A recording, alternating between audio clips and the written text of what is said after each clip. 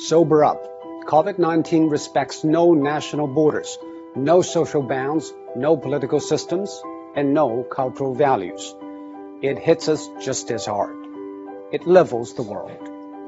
Facing the pandemic, it is not what happened matters. It is how we respond. For almost a month, it infected thousands in Wuhan in a day, and every hospital bed was occupied. Now, empty beds and closed wards in the city. How did China make it? It is nothing new, but it's worthy to know. According to an initial WHO report, an infected person appears to spread it to an average of 2.6 people. And after 10 generations of transmission, with each taking 5 or 6 days, that one initial case has spawned 3,500 in matters of days.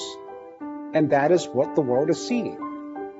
What China did is to break the cycle by human intervention. The scale unprecedented in history. Extreme, draconian, and aggressive. These are the words used to describe China's response.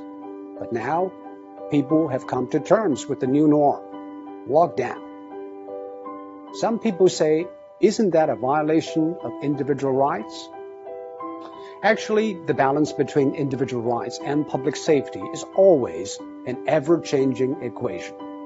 After 9/11, all the airports in the world began to impose draconian safety checks on passengers, and people accepted it because we traded a little of our freedom for the greater good of the public.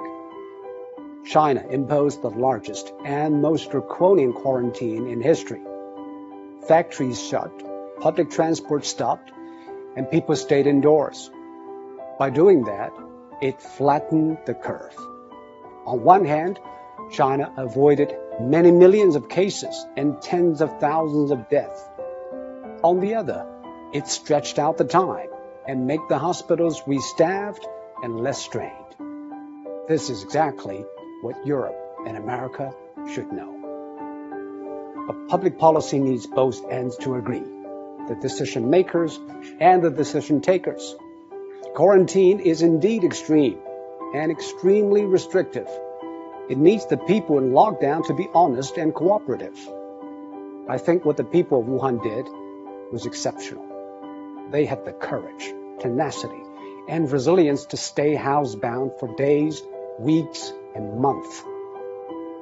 Most view the quarantine as a civic duty, and that is why it worked. Public health methods are universal. They either work or they don't. We are all human beings.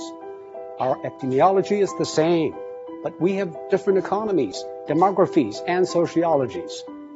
Facing a global pandemic, every nation needs a new contract signed between its politicians, businesses, and the public. Desperate times ask desperate measures. This is a desperate time, and we should not put politics ahead of public health, now more than ever. The new coronavirus has been claimed by ideologues. Donald Trump said it justified tighter border control. Bernie Sanders linked it to free healthcare. While in Singapore, every infection case is followed and dealt with. Bit by bit, every country is testing its methods through trial and error. Some paid a high price, and some set a high bar. We should all move ahead with humility. There is no decision without trade-offs, and most of all, there's nothing without skin in the game.